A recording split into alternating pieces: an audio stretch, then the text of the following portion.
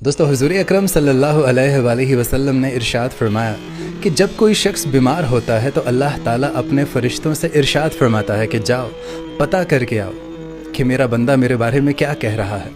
وہ فرشتے نیچے آتے ہیں اس شخص کے پاس، تو فرشتے کیا دیکھتے ہیں کہ وہ جو شخص بیمار ہے اس کی عیادت کے لیے جو کوئی بھی آ رہا ہے وہ ان سے بس یہی کہہ رہا ہے کہ شکر الحمدللہ، اللہ نے مجھے جس حال میں بھی رکھا ہے میں اللہ تعالیٰ کا شکر گزار ہوں۔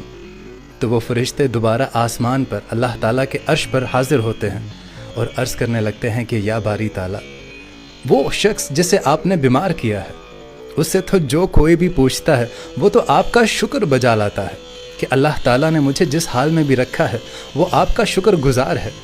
تو اللہ تعالیٰ اپنے فرشتوں سے ارشاد فرماتا ہے کہ اے فرشتوں، گواہ ہو جاؤ، اگر اس شخص کو میں اس بیماری سے نجات دوں گا، اس بیماری سے شفا دوں گا، تو اس کے پاس جو خون ہے اس سے بہتر خون عطا کروں گا، اور اس شخص کے پاس اس سے پہلے جو جسم میں گوشت تھا اس سے بہتر گوشت عطا کروں گا، اور اگر اس شخص کو میں اس بیماری میں موت دیتا ہوں تو اے فرشتوں گواہ ہو جاؤ، اس شخص کو میں سیدھا جنت میں داخل کروں گا۔ اور دوستو پھر ہمارے نبی پاک صلی اللہ علیہ وآلہ وسلم نے ارشاد فرمایا کہ جو آدمی اس حال میں مر جائے کہ وہ تکبر، خیانت اور قرض سے بری ہو تو وہ جنت میں داخل ہوگا۔ اور دوستو نبی پاک صلی اللہ علیہ وآلہ وسلم نے ارشاد فرمایا کہ اللہ تعالیٰ تمہارے لیے 3 باتیں پسند نہیں کرتا۔ نمبر 1، بلا وجہ کی گپ شپ کرتے رہنا۔ نمبر 2، فضول خرچی کرتے رہنا۔ اور نمبر 3، لوگوں سے بہت مانگنا۔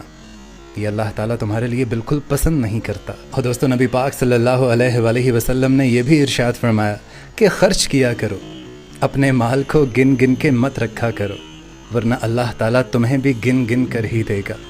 نیز محتاجوں اور غریبوں کو دینا مت روکو، ورنہ اللہ تعالیٰ تمہیں بھی دینا روک دے گا۔ اور دوستو نبی پاک صلی اللہ علیہ وآلہ وسلم نے ارشاد فرمایا کہ جب تم ایسے ہو جاؤ کہ تمہارے غم بہت بڑھ جائیں اور تم ان غموں کو ختم کرنا چاہو تو تم مجھ پر درود بھیجا کرو۔ اور دوستو نبی کریم صلی اللہ علیہ وآلہ وسلم صحابہ اکرام کے بیچ میں موجود تھے، تو آپ نے صحابہ اکرام سے پوچھا کہ کیا تم میں سے کوئی شخص رات کو قرآن مجید کے 10 پارے بھی تلاوت کرنے سے عاجز ہو جاتا ہے؟ مطلب 10 پارے بھی کوئی نہیں پڑھ پاتا؟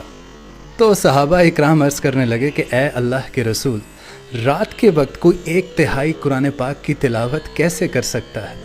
تو آپ صلی اللہ علیہ وآلہ وسلم نے ارشاد فرمایا کہ قل هو اللہ احد 1/3 قرآن کے برابر ہے۔